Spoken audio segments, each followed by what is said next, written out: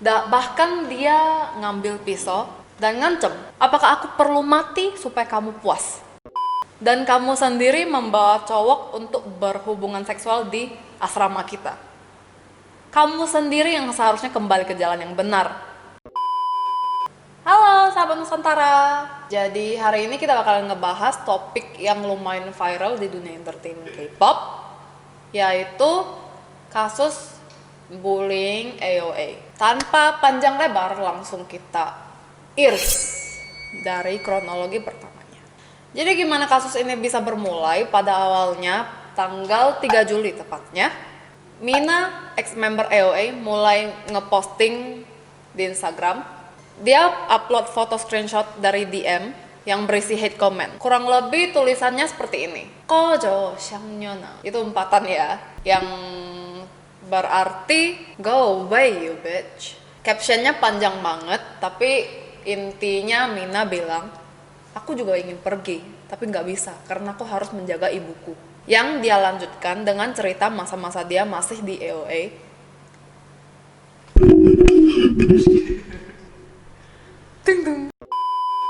Anyways, yang dia lanjutkan dengan masa-masa dia masih menjadi member AOA. Jadi tulisannya seperti ini. Quoting, dulu setelah papaku meninggal, aku menangis di ruang tunggu karena itu masih ada aktivitas bersama dengan AOA. Jadi ada satu Oni yang menyeret aku ke kloset dan dia menyuruh aku untuk berhenti menangis. Karena gara-gara aku nangis, suasananya jadi rusak. Jadi aku mencoba untuk menjelaskan, aku sedang tertekan karena aku sangat takut papaku bakal meninggal. Oni itu tetap tidak peduli dan aku tidak akan pernah melupakan apa yang Oni itu katakan kepadaku di hari itu. Jadi dia nggak disclose apa yang dikatakan, tapi mungkin painful words ya, makanya dia benerin sampai dendam gitu.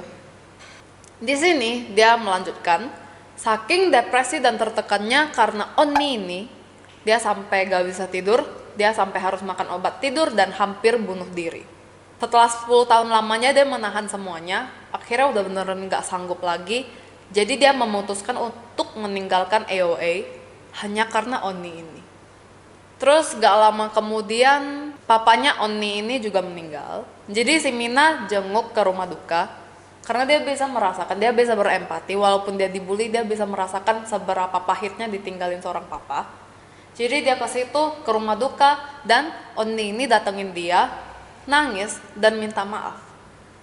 Tapi karena situasinya masih settingnya itu kan di rumah duka, otomatis Mina juga gak enak mau ngomongin tentang semua unek-unek dia. Tapi di saat yang sama dia juga gak bisa dengan gampang menerima permintaan maaf ini, karena menurut dia masih belum unleash semua amarah dia, semua yang dipendam dia. But anyways, time passed like that. Dari sini itu orang-orang udah mulai berspekulasi, karena walaupun si Mina belum menyebut nama member ini siapa, tapi satu-satunya member AOA yang ayahnya udah meninggal belakangan ini, yang paling recent ya, itu cuma satu, yaitu si Jimin, leader mereka. 1 jam setelah postingan pertama, jadi banyak yang nanya kenapa kamu bawa nama member AOA ini. Jadi dia jelasin alasannya karena ketika papanya lagi sakit kritis, sebenarnya si Mina ini bisa pulang untuk menemani papanya. Tapi karena mereka lagi sibuk comeback, aktivitas member juga ada, aktivitas bersama, dia juga ada jadwal syuting solo. Dan di sisi lain dia gak mau dimarahin si Oni ini, karena dia takut.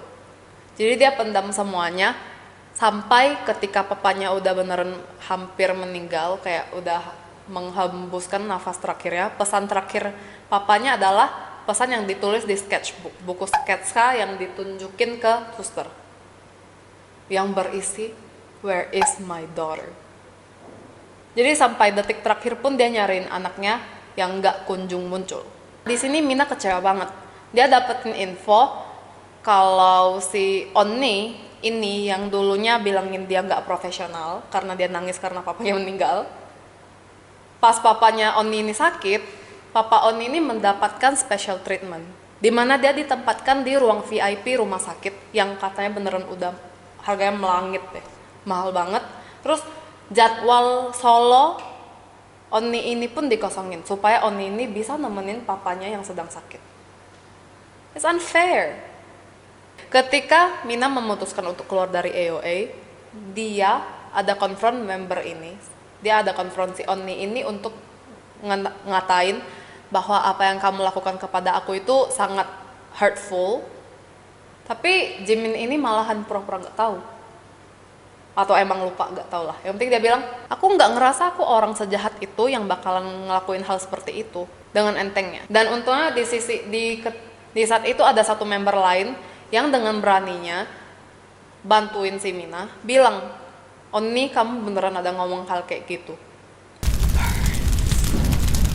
Mina langsung mikir, di saat itu dia kecewa banget karena dia beneran langsung mikir, ini orang kayaknya bukan manusia deh.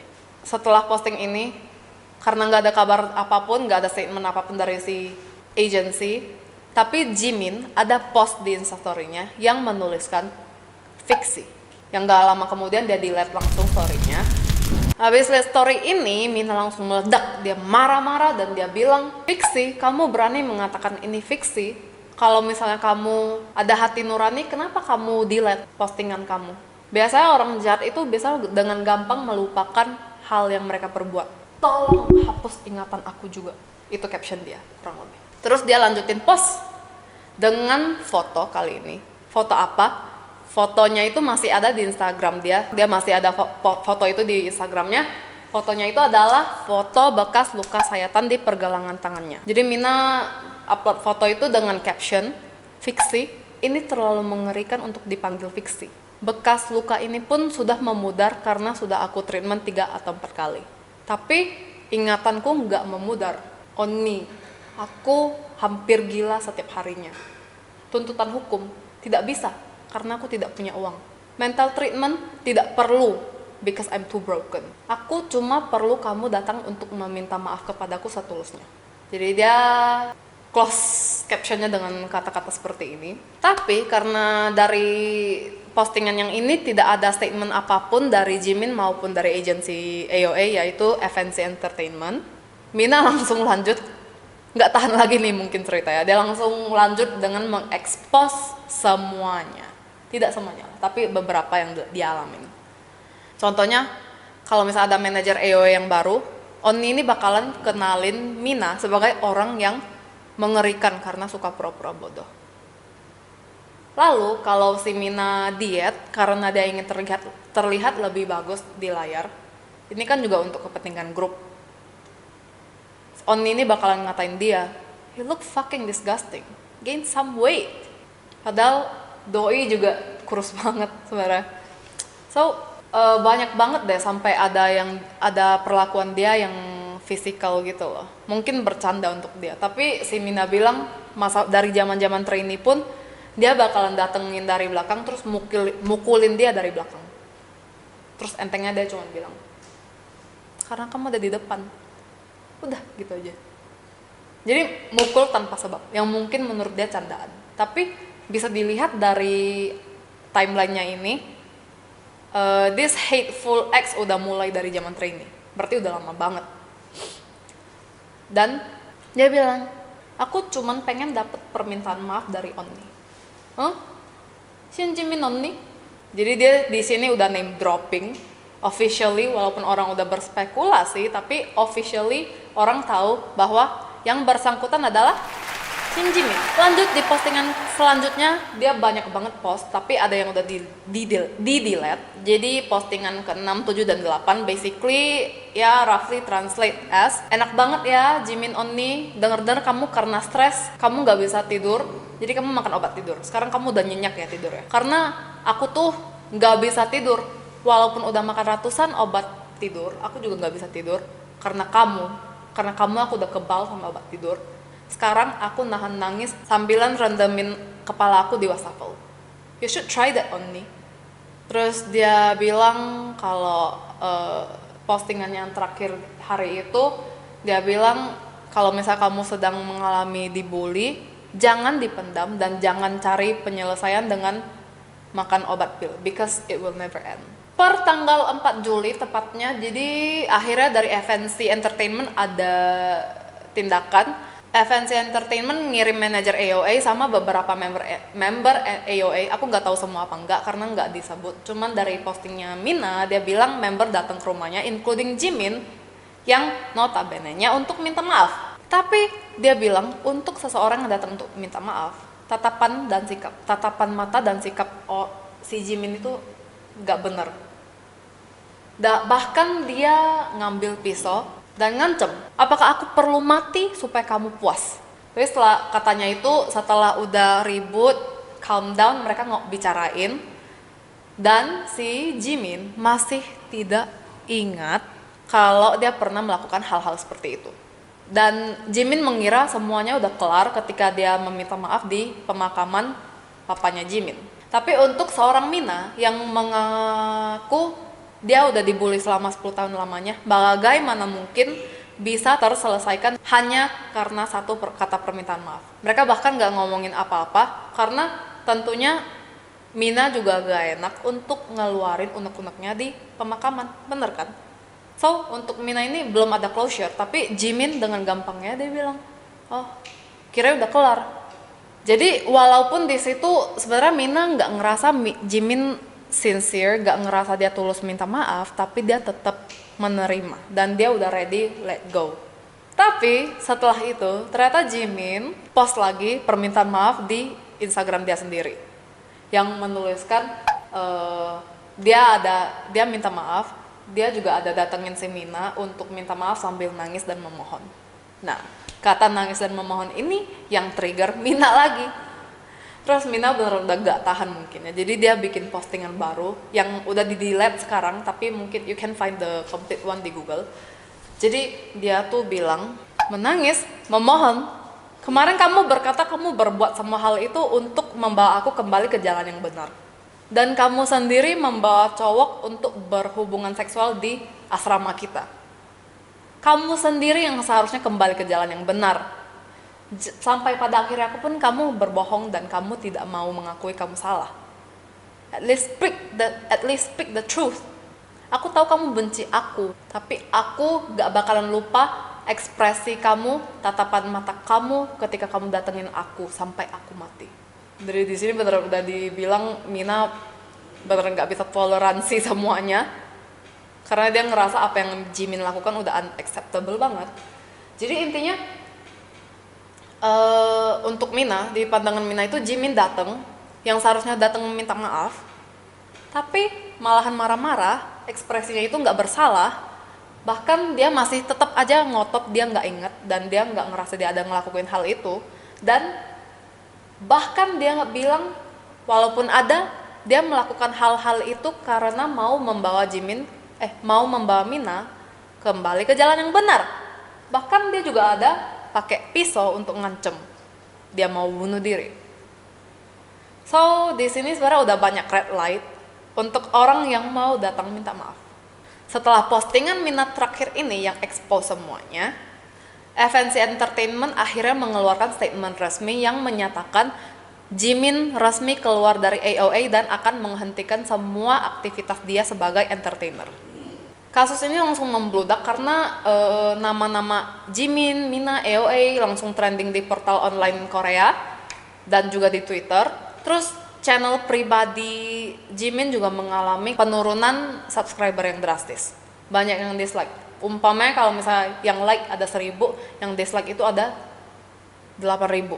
Anyway, conclusion dari video ini sebenarnya aku ngerasa kayak fortunately I cannot relate terhadap kasus bullying apa yang dirasakan si Mina, tapi bener-bener miris karena satu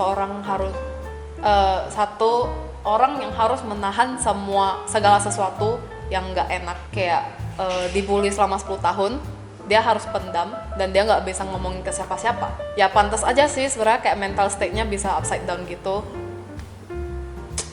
Jadi aku berharap sih setelah ini dia bisa lebih let go. Jangan sampai terjadi kasus Soli yang kedua. Terus banyak dari postingan terakhirnya pun dia bilang kayak member lain menang. Kamu menang dah Jimin, aku aja yang kalah gitu. Tapi menurut aku sebenarnya kayak she win in some way. Apapun tujuan dia untuk expose kasus bullying ini only 10 years later, apapun tujuannya itu, dia menang karena expose inilah Jimin langsung dikeluarkan dari AOA. Dan menurut aku AOA udah gak bisa beraktivitas seperti biasa, bahkan mungkin bubar. Tapi di sisi lainnya juga banyak yang menyalahkan si member AOA lainnya. Banyak yang bilang kenapa setelah 10 tahun lamanya ada member yang dibully, karena ada yang bilang ex-member yang namanya Choa ninggalin AOA di tahun 2017 itu karena alasan depresi dan mental health. Nah, banyak yang menyangkut pautkan perginya dia dengan Jimin juga. Nah itu, jadi banyak yang bilang kenapa kalau ada kasus bullying yang separah itu kalian diem-diem aja, nggak ngebantu, nggak bilang apa-apa. Dari agensi juga kenapa nggak ada penanganannya gitu, nggak ada diintervensi. Tapi aku pribadi sih ngerasa baik dari Mina maupun member lainnya, kenapa mereka nggak bisa bilang? Karena Mina sendiri pun ada bilang dia perlu karir ini, dia perlu kerja karena dia harus merawat, dia harus menjaga orang tuanya, keluarganya. Untuk member AOA lainnya juga sama, karena menurut aku itu AOA adalah grup yang kayak sedikit seperti one hit wonder. Mereka terkenal karena member yang namanya Solhyun, tapi popularitasnya itu nggak terlalu stabil. Otomatis di situasi seperti itu mereka nggak bisa memikirkan orang lain. Mereka nggak ada privilege seperti itu karena mereka ngerasa nggak tahu sampai kapan popularitas ini bisa bertahan. Jadi mereka terpaksa harus egois dan mikirin diri sendiri. Makanya mereka nggak ada kayak istilahnya itu career over moral. Mungkin ya, ini asumsi aku, but feel free to let me know what you guys think at the comment down below. Dan untuk Jimin sih, dia salah. Dari semua statement yang dikatakan dari Mina sih, kayaknya beneran memang dia bully. So that's not a right thing to do, you should not do that too. Tapi di sisi lain aku juga kasihan karena banyak banget, beneran terlalu banyak orang yang ninggalin hate comment di Instagram Jimin. Dari mungkin rasionya 1:10 gitu loh, 1:9 yang ninggalin hate comment, terlalu banyak. Kalau misalnya kamu ninggalin hate comment di Instagramnya si Jimin, kamu nggak ada bedanya dengan yang bully. What gives you the right to give hate comment, you know? Jadi menurut aku sih there's no right and wrong. Ya pastinya bullying itu salah, cuman jangan judging karena ini bukan situasi yang kita alamin sendiri. Dan yang terpenting, aku nggak mau ini jadi kasus Tiara yang kedua. Kalau kalian belum tahu, kasus Tiara itu berawal dari bullying juga. Jadi member yang aku dibully ini expose, dan akhirnya grup Tiara ini sebenarnya populer banget di masa-masanya, tapi akhirnya bubar. Terus 2-3 tahun kemudian diungkapkan ternyata member yang aku dibully ini yang bermasalah. Tapi mau gimana, member Tiara udah bubar, jadi nggak ada lagi, nggak bisa dibangun kembali lagi. Walaupun ini semuanya misunderstanding.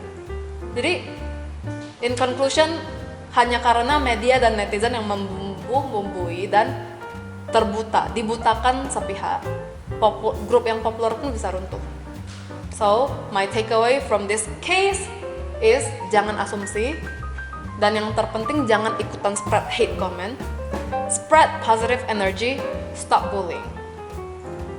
I would like to know what you guys think about kasus ini sih, open for discussion karena pastinya ada point of view lainnya dari kalian. So I'm open for discussion, let me know at the comment down below. I'll see you at the next video. Annyeong!